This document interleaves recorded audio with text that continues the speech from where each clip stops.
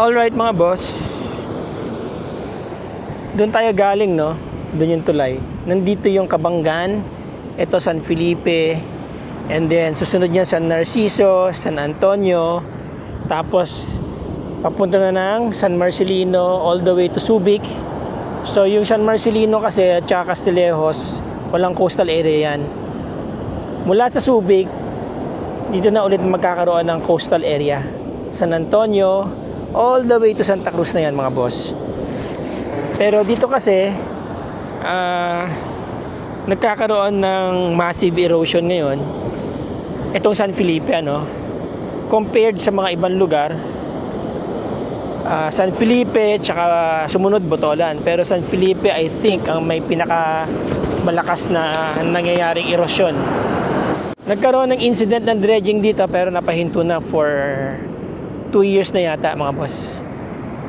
Manong, naubos na naman ang buhangin, ano? Ha? Talagang kain niya talaga eh.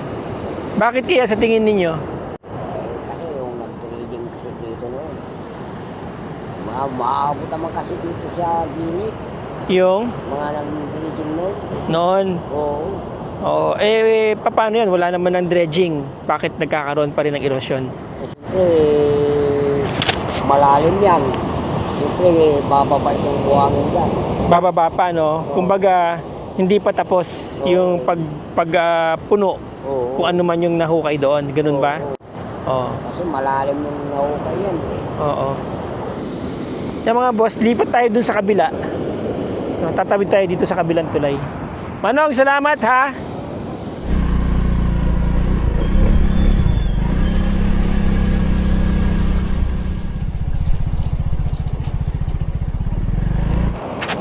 Alright mga boss, doon tayo galing. Okay, umikot tayo. Ito pong kalsada na to is part din to ng flood control project, no? Dike yan, pero marami na rin mga sira akong nakita banda doon. Dito, umabot na rin ng erosion. Last year, medyo dinadampi-dampian pa lang to eh, pero ngayon nadali na siya. Ayan, oh. At malapit na tong magdikit ito dito sa dagat. So July ano ngayon, July 13 ano po, meron pa mga papasok na bagyo. Ito yung coastal road na nasira. Tignan natin ang malapitan mga boss. So, mula dito, check natin dun sa kabila mga boss, mga sir, no? Ayan ang itsura dito sa malapitan. Kaya, tingin ko, wala ring silbi itong mga batong tinambak nila dito. Ito na yung kalsada na nawasak. Ayan.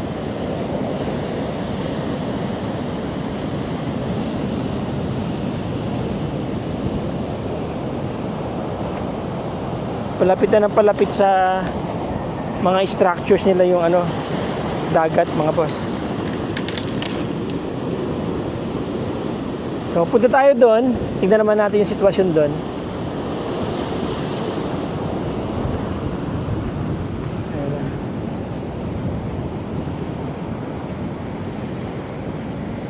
Gaya ng sinabi ko last year, hindi pa tapos yung erosion na yan.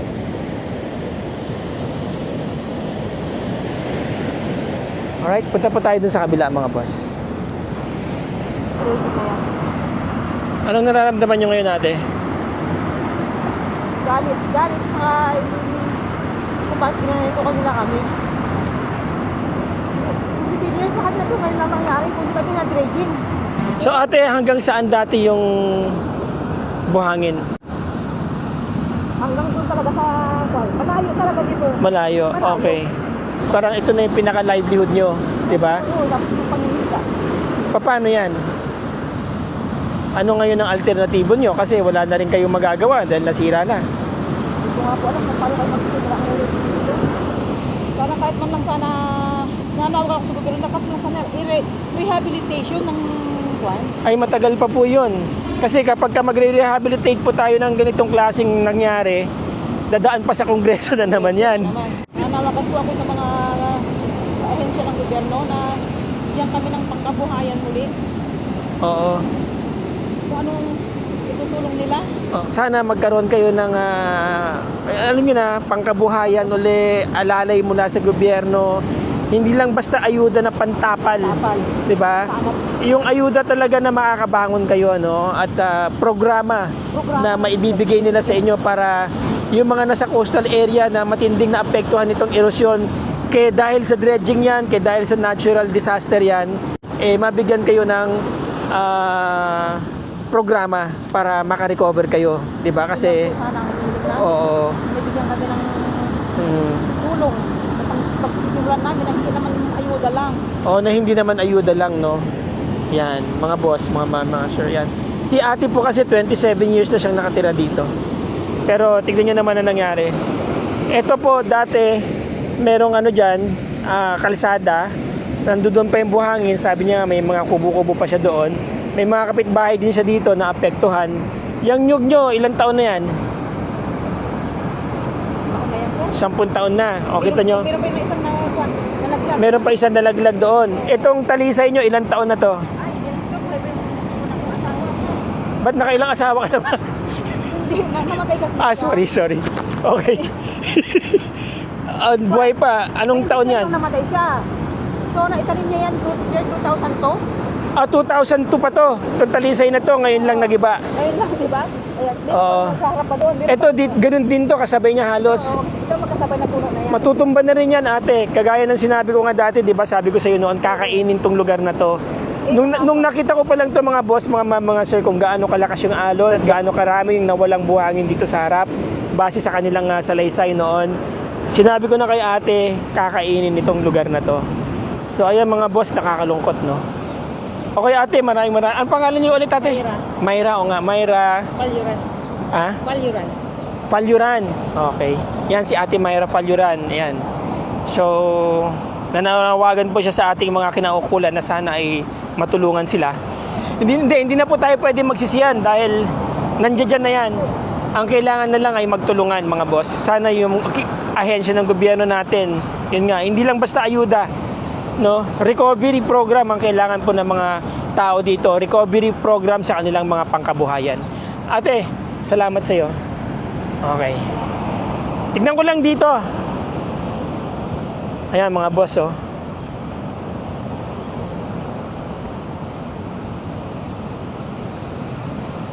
Ang lalim, no?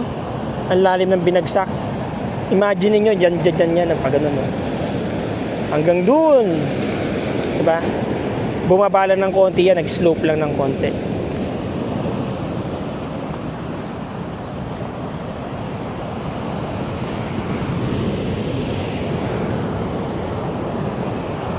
Ito yung kapitbahay niya mga boss.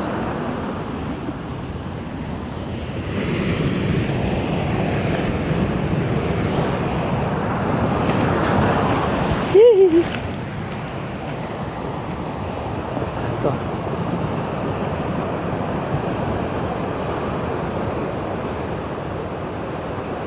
Ako tingin ko kakainin pa yan, hanggang dun pa yan. Malaki pa po kakainin ng dagat.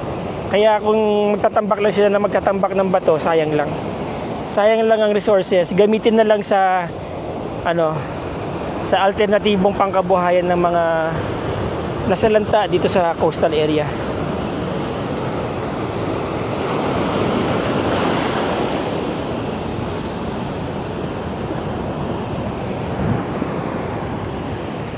Ito, mawawala na rin to. Kakainin na rin itong structure na to. Sorry to say that mga boss, no? Pero obviously, ayan, andito na yung uka eh. Kakainin na rin to.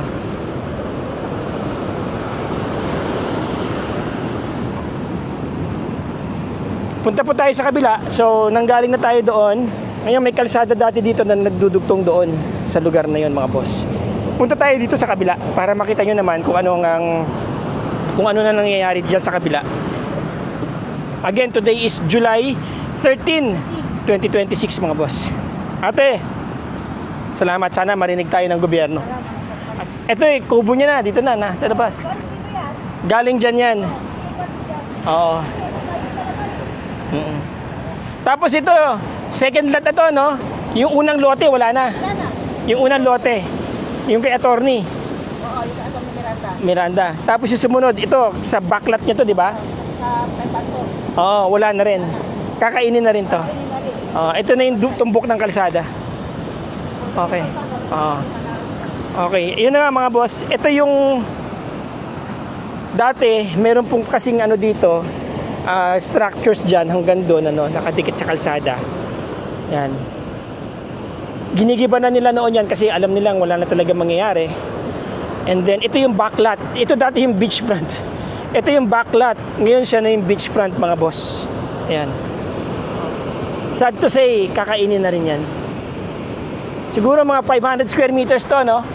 Mga 500 square meters to. Okay, mga boss. Doon tayo galing. Sa kabilang kalsada na yan. Ano po? Itong kubo na to, dati dyan pa nakatungtong.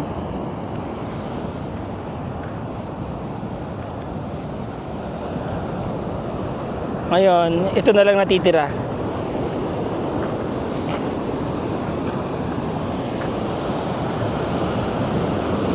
Alright, doon po tayo galing. Nandun yung bahay ni ate. Okay. So, ito part pa rin ng Coastal Road. Ayan. Yun yung bahay na, yun yung resort na nag-iba din. Na-interview ko na rin yan before. Tapos try natin pumasok doon. Supposed to be ito, dudugtong doon sa coastal area na yun. So yun, kinain na rin. Dito medyo bumabaw na. Pero talagang wala na. Ako feeling ko kakainin na rin itong lugar na to. Itong area na to. Kasi hindi naman natin mapipigilan ng alon, hindi naman natin mapipigilan ng bagyo, di ba? Ayan.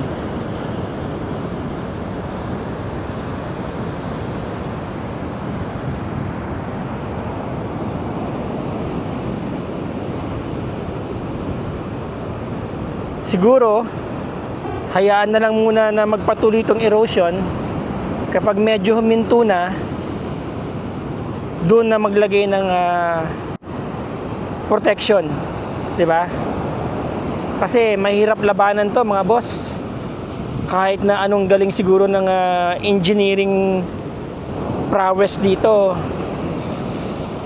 hindi nila mapipigilan ng pagkain ng ng erosion kasi kung malalim na doon, syempre lalalim sa ilalim 'yan eh, babagsak at babagsak din kung ano mang istruktura ang ipapatong dito. Unless na mga 100 meters ang ibabaon nilang 'di ba? Pundasyon. Masyado malaking pera 'yon, mga boss. Maraming nasayang na mga investment po. No. Punta tayo doon sa kabila, mga boss. Try natin pumasok doon sa may na 'yon, no, sa may coastal area na 'yon. Okay, mga boss. Doon po tayo galing. Kung nakikita ninyo yung na 'yon, yung bahay na nakatayo doon. Noon, ito yung tinignan ko noon last year. Nakatayo pa yan, andito pa yung buhangin. Ngayon inabot na siya. Kanina may kausap ako dito. Ito kagabi lang daw bumagsak to, mga boss. Today is July 13, di ba? Yan. Lalim na, no? Yan, bumagsak na rin to. Kagabi lang daw yan. Ito part ng Coastal Road na project dati ng government. So magdudugtong yan doon, di ba? Diretso doon. Okay. Ito naman magdudugtong naman doon sa hanggang papuntang Liwliwa. Alright, supposed to be. Pero tingin ko mawawala na rin to, mga boss. Kakainin na rin to. Kasi ang layo dati ng buhangin doon pa yan eh. Ganyan kamasib ang erosion ngayon dito, mga boss.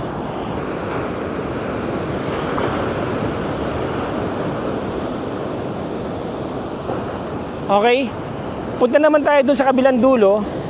Tapos punta tayo doon sa gitna ng San Felipe. Ito, bago matapos ang taon, malamang itong kalahati mawala na to. Tapos next year, sorry to say, yan naman banda dyan. Kasi ang declaration po ng DNR, mula doon sa may Liwliwa hanggang dito, hanggang dyan, is accretion. Kumbaga tumubong lupa, no? Unstable, sabi nila. Pero hindi ako naniniwala na binabawi ng dagat. Kalokohan po yun yung mga nagsasabi nung binabawi ng dagat. Wala naman pong babawiin ng dagat kasi yan, nilagay po yan ng pinatubo. So kung sasabihin natin binawi, ang babawi, pinatubo dapat, di ba? Hindi yung dagat. Okay? Opinion ko lang naman yan, mga boss.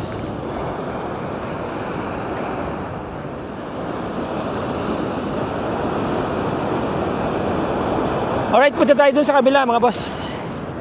Nandito naman po tayo sa dulo. Okay, again, doon tayo galing, no? So, itong coastal road na to, buo pa, maganda pa, no? Malayo yung buhangin dito. I mean, malayo yung dagat, di ba? So, medyo mahaba yung accretion. Kung accretion man yan. Ito is bangan, kung tawagin nila, sa bangan. Brackish water yan. Sa lubong ang tubig alat at tubig tabang dito. Drainage ito ng tubig na nanggagaling dyan sa bayan papunta dito sa dagat. Yan. So ito naman magdudugtong doon. Dito parang hindi sila apektado ng erosion, no? Although malayo pa talaga yung dagat dyan before, no? Okay. So, nandoon yung dredging dati, yung nangyaring dredging noon. So, obserbahan lang natin yung galaw ng erosion mula doon sa magkabilang dulo kung saan nagkakaroon ng dredging, no? But then again, yun nga, nakita natin, yung malapit doon sa dredging, obviously, apektado. Again, disclaimer mga boss, ha, hindi ko sinasabing ang cause ng erosion is dredging. Okay? Lahat ng sasabihin ko po dito sa aking video ay opinion ko, mga boss. Hindi backup na scientific research or whatever, at wala po akong kiniklaim. Alright? So, observation ko lang to, mga boss. Given what I see and kung ano man yung nakita ko before. Alright? Alright, mga boss, punta naman tayo doon. Tignan naman natin yung buhangin doon, yung coastal area doon.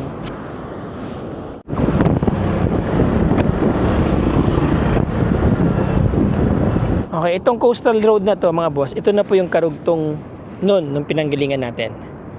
Alright? So, dito, malayo pa yung dagat. Maganda pa yung buhangin dito. Although, kinain na rin siya, no? Kasi mas malayo pa yan before. Along this stretch, mga boss, mga ma'am, mga sir, maraming mga investors po dito. Ang lalaki ng mga pinagawang mga resorts dito. Ayan. Hanggang dun yan. Tapos dito, ito, isa din to sa mga parang sabihin na natin high-end din na resort dito, no? Amandagat Beach Resort yan. Ang harap naman niya is river, bangan, ano po. Halo yan ng brackish o ng salt at saka salt water at saka fresh water. Alright, punta tayo dun sa bandang gitna, mga boss, no? Alright, mga boss.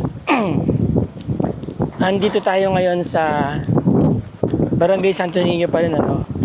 Dito sa kaliwa ko, liw-liwa na yan. Malapit na tayo dun sa Santo Tomas River.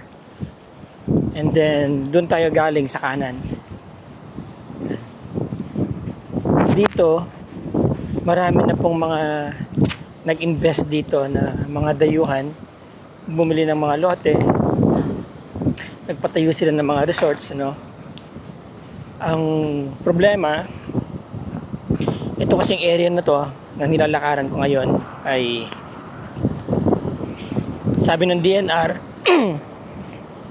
accretion daw to o tumubong lupa, no? So hindi ko alam kung ano status ng mga properties dito, no? Especially itong area na to. So magmumula yan doon pag ganun. So ang laki ng kinain Di ba? Ibig sabihin, dito parang nangyari is build at your own risk. Pero syempre, merong dahilan yan kung bakit nagkakaroon ng erosion. Coincidentally, sabi ko nga, doon sa area doon kung saan tayo nanggaling, medyo massive ang erosion doon, ano, mga boss. Pero dito sa bandang gitna, hindi pa masyado. Ayan, o. Pero ito, inaabot na, mga boss. Itong resort na to.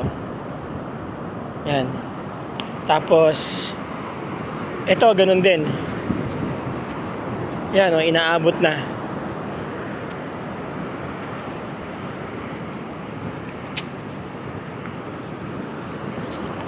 Marami pa rin nagpapagawa. Ayan, o. Kagaya nito.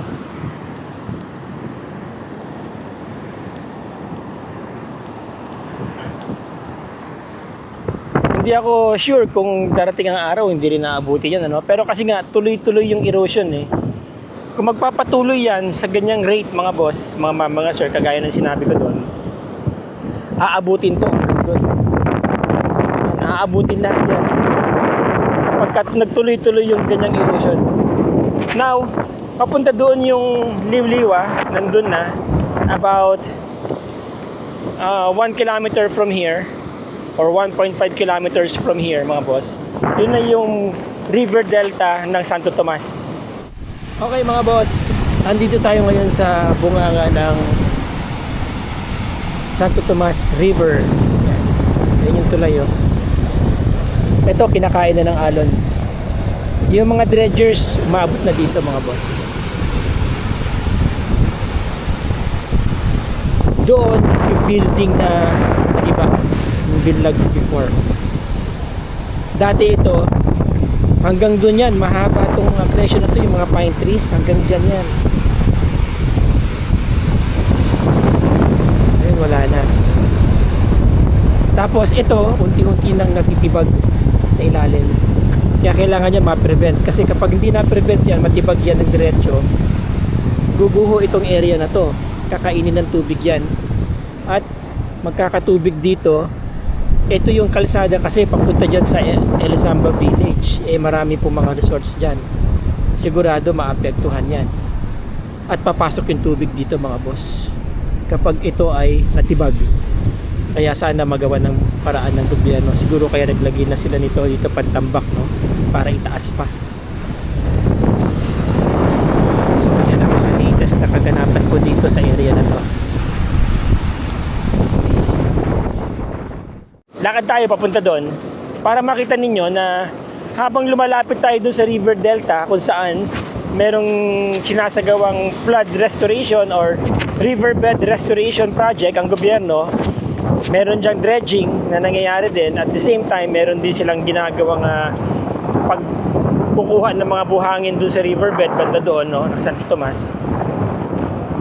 Palala naman ang erosion, diba?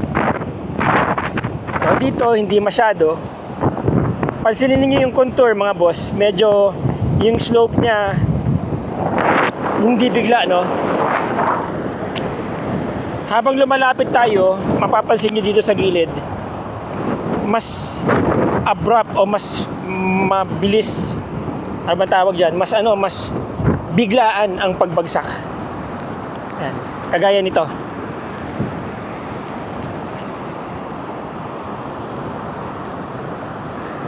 May mga ginagawa pa rin, yan, no? May mga nag-i-invest pa rin, di ba? Ito, ginagawa pa lang pag-iba na. Ayan, no?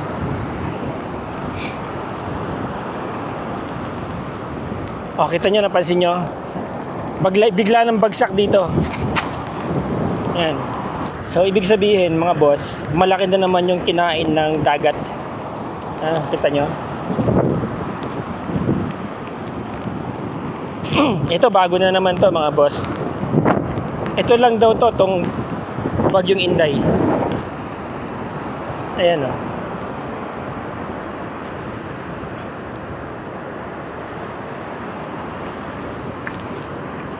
lumalabas na yung foundation niya. And sad to say, dire-diretso na yan. Hindi na ma-issuehan ng ano to, ng occupancy permit to. Di ba? Kasi delikado na oh. Lumabas na yung foundation niya. Ayan oh. Sa likod niya, may mga resort din, di ba? Ako tingin ko mangyayari dito parang yung nangyari doon sa Tek-Tek, no? Yung beachfront, yung second lot niya, eventually magiging beachfront niya na to. Hello, how are you? Not very good. Do you have a place here? You have a place here? Yeah, right there. You bought a place here? No, the wife. Your wife, of course, of course. So when did she buy the place? 3 years ago. During that time, there's no erosion yet, right? Not like this one. No. No. For Yes. typhoons like this, never. You know what the problem is? They're digging sand Yeah. on that side. That's right. They dig and the water keeps coming. Yeah. Then the whole line keeps pushing. No, typhoon has nothing to do with Erosion. No, Yeah. the whole not only here, Santa Lisa, the whole small town close to the ocean, everything goes. You're living already here? Yeah, 9 years. 9 years. 6 years in Pampanga, almost 3.5 years. So, what do you plan? You plan to relocate? Well, they're trying to reinforce the gate of the resort. After that, then we have to think. Right now, another high tide, the whole building is gonna collapse. That's Yeah. why I came here to take a picture, because if I tell people in Canada and US, they won't believe it. Monster like this, Yeah. to go just like a toothpick, Just like toothpick, right? it's It's a very massive erosion that's it's happening very, right now. very It's scary. crazy. Thank you. Your name again, sir? I'll see you. Your name? Catch, KTCH. K-A-T-C-H. Catch. So what's the catch? Nothing. Nothing. All right. Take care. See you. All right. So yun ang pangalan niya, Catch. Wow.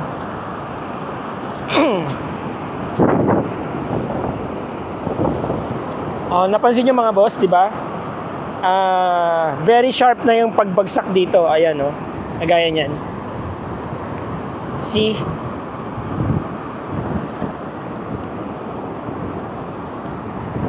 Oh.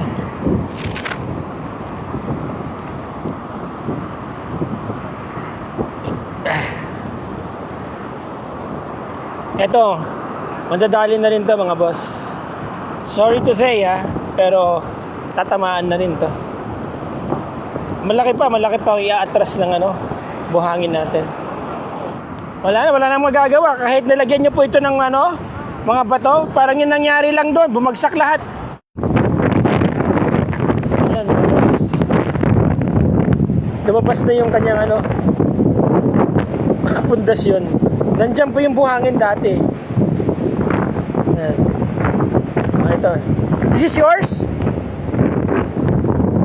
Ayan. So, this is your place? This one? This is yours? Your wife? This is your wife's? Oh. Her son. And her son. Okay. Kubo. Massive erosion what? Yes. Okay. So meron daw siyang kubo-kubo dito mga boss. Yan, sa property nila ng wife niya. The erosion is so massive. As you see, oh. Alright, so dito, ayan.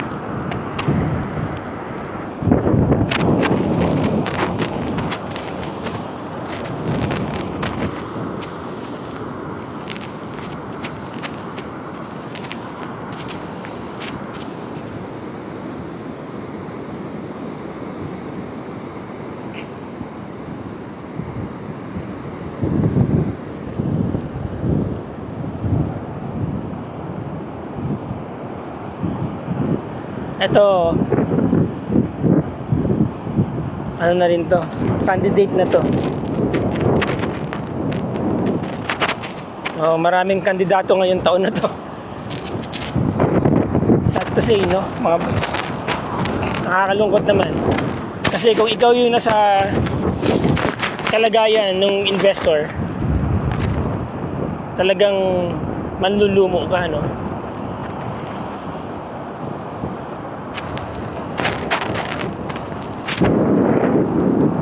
I think liwliwan na to, mga boss.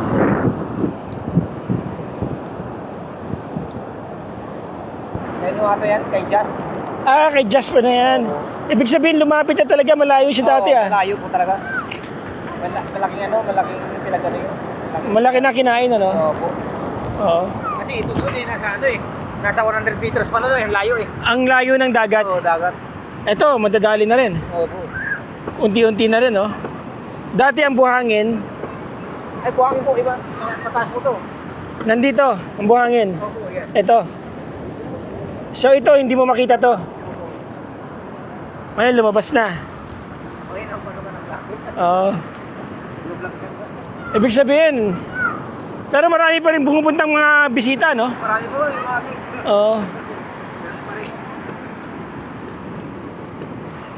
Wala na, babagsak na rin to, tingin ko. Nabigay na rin. Bibigay na rin to. So, yun na yung dulo ng Liwliwa, mga boss. River Delta, mamaya pupunta tayo doon. Check muna natin dito sa area na to, no?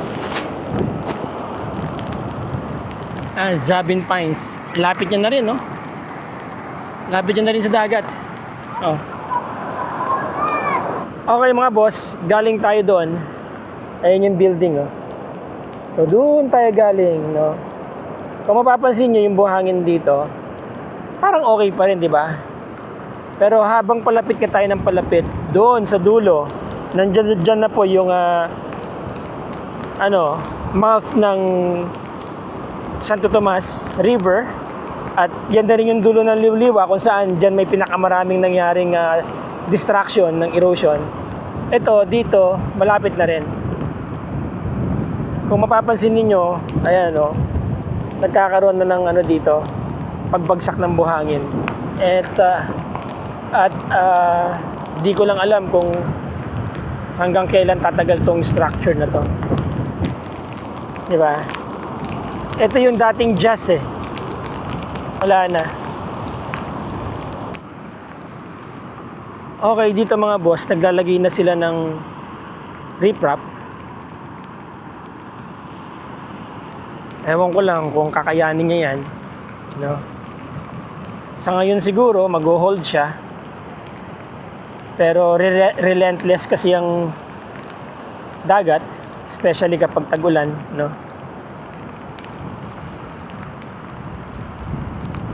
Hanggat nagpapatuloy ang erosion, I don't think mag-hold yan ginawa nila. Let's see. Sana ma-prevent, dahil ang laking pera din ng binuhos dyan sa building na yan.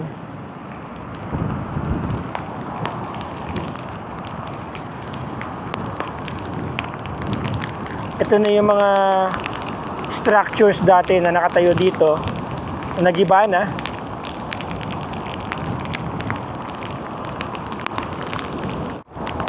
Ito, wala na talaga. Ito, last year nakatayo pa to.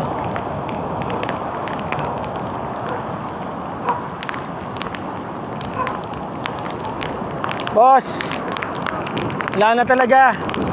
Oo. Ayan, no?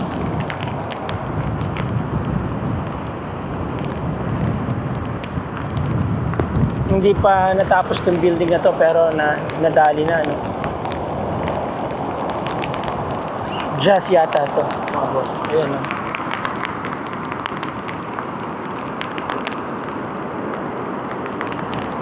Matagal din naging yan, landmark dito. Ito na yung mga building, oh. Wala na, wasak-wasak na.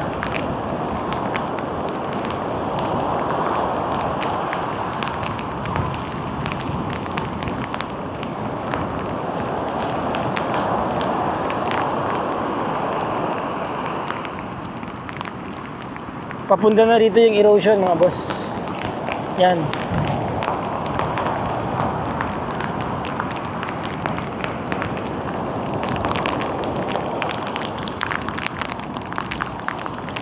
Sayang, hindi tayo makapagpalipad ng drone kasi umuulan.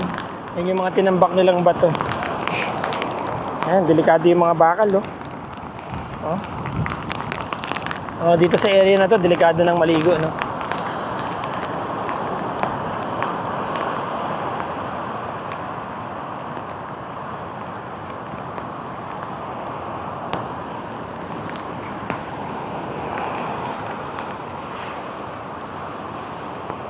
Wala rin nangyari dito sa mga tinambak nila mga boss.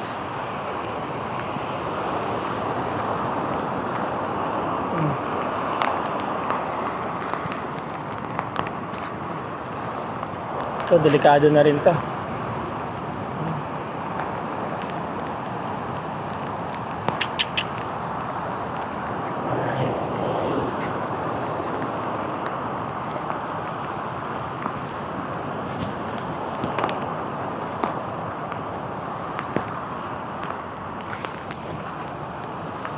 Nakatakot, baka biglang matumba. Yan, no? Parang matutumba na dito, eh, no?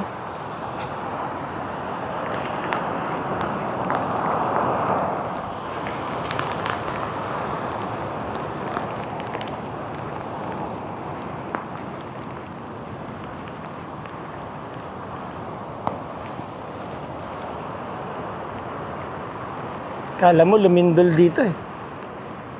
No? It's the power of nature.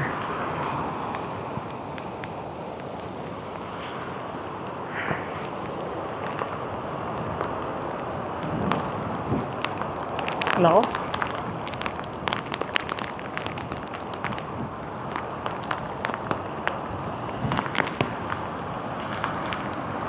Wasak na talaga.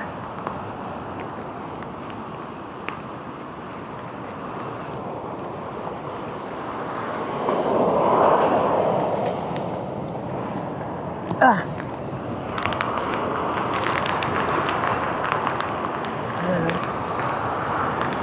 Ito, madadali na rin to mga boss. For sure. No?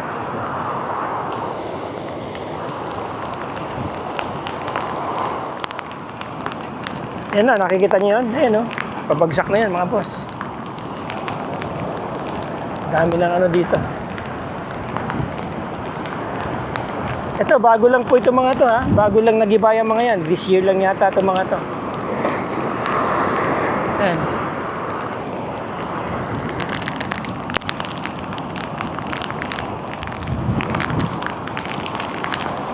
Ala na mga boss, ito nadali na rin.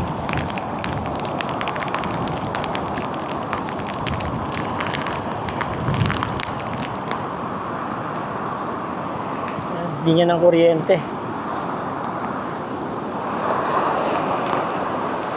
Magsak na, oh.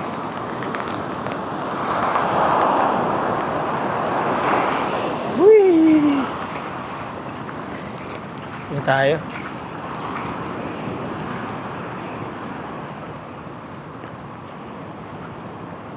Oh. Ang dami rin nadali dito, mga boss. Ayan, oh.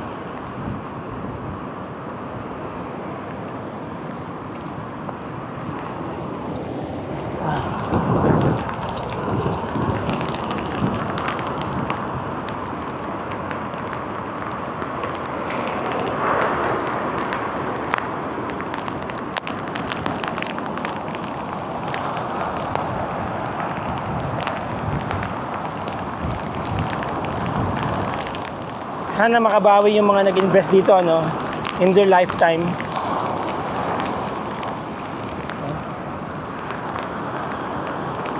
Tuloy-tuloy lang to mga boss, hindi pa hihinto tong erosion na to.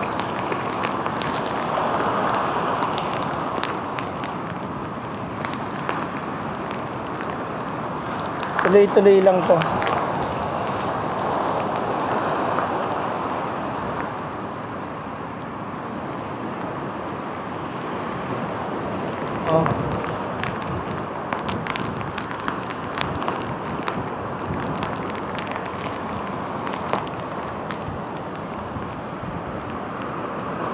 distraction talaga nangyari dito mga boss.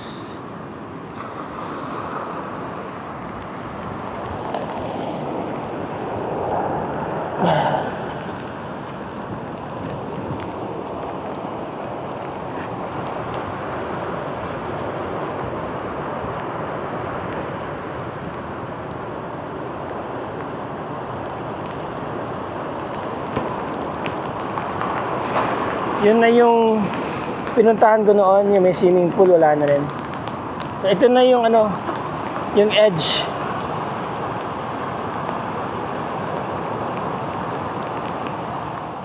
Okay. So yan, mapapansin ninyo mga boss, mga sir, yung pinakamalapit sa River Delta, doon mas pinakamaraming nasirang structures. Tapos dito ngayon naghuhukay sila para lumabas yung tubig. Alright? Hindi lang natin mapapalipad si Chokokoy ngayon, gawa ng maulan mga boss, pero hopefully baka mamaya try natin mamaya na ako uuwi.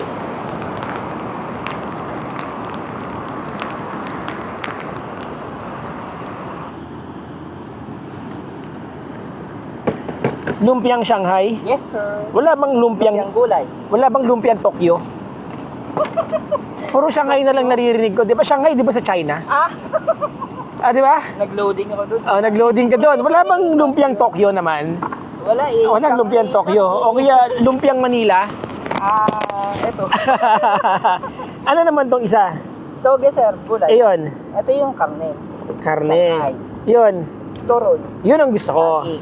Bigyan mo ako niyan turon. Magkano yan? 20 pesos lang. Turon, tas lagyan mo suka. Joke lang. Okay, so there you go mga boss, mga sir. Hindi na po tayo makakapagpalipad ng drone kasi nga umuulan at alas 4 na rin. Andito ako sa dulo ng Liwliwa, no? Nandun yung mouth ng Santo Tomas River. Kanina, papunta ako dito, nakita ko yung mga government officials, no? LGU, tsaka provincial yata, na may ginagawa sila dyan, may inaayos sila. Okay, ang take ko dito mga boss, mga sir, whatever the cause nitong massive erosion na to, obviously, maraming naapektuhan. Maraming nawalan ng trabaho, maraming nalungkot, maraming naluging investors, mga boss, mga sir. At pumangit ang Liwliwa, no? Hindi na rin mapipigilan tong erosion na to. Sa ganitong rate ng erosion, yearly, mga boss, mga sir, malaki pa ang kakainin nito. Kasi doon, sa Sindol, tuloy-tuloy pa rin ang pagkain ng lupa doon. At ganun din ang nangyayari dito. Tuloy-tuloy pa rin, palapit ng palapit, no? At ang bilis, mga boss, mga sir. Kung mo nangyayari na yan, sana ang ating LGU, ang provincial government, ay merong iabot na programa, iparating na programa para maging maayos yung kanilang livelihood dito. Dahil marami pong naapektuhan. Ang isang nagtatrabaho, hindi lang naman siya ang naapektuhan, kundi yung pamilya niya, kung sino man yung sinusuportahan niya, di ba? Kung sino man yung nakikinabang dito, mga bata, di ba? Mga matanda, nanay nila, anak nila, okay? At yung mga nag-invest dito, mga boss, mga sir, di ba?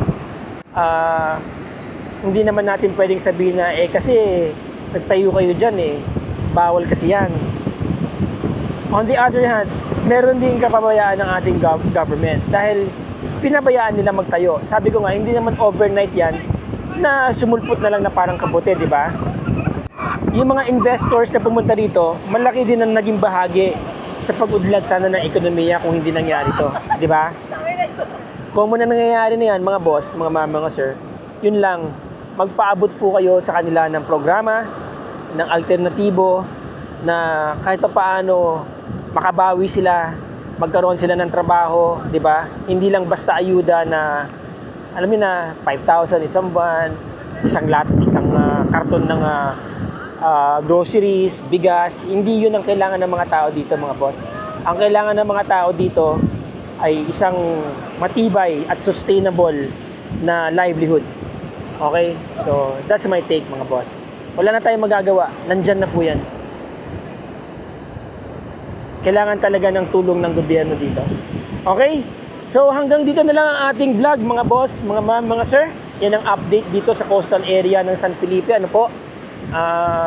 Kaya naman ito yung napili kong subject kasi dito nga mayroong pinaka malalang erosion na nangyayari dahil dito maraming nagkaroon ng investment at nadamay yung mga nag-invest dito. Okay? Again, maraming salamat sa inyong panonood. Maraming salamat sa inyong time. Let's be grateful every day mga boss, mga ma'am, mga sir. Till the next video. Ciao.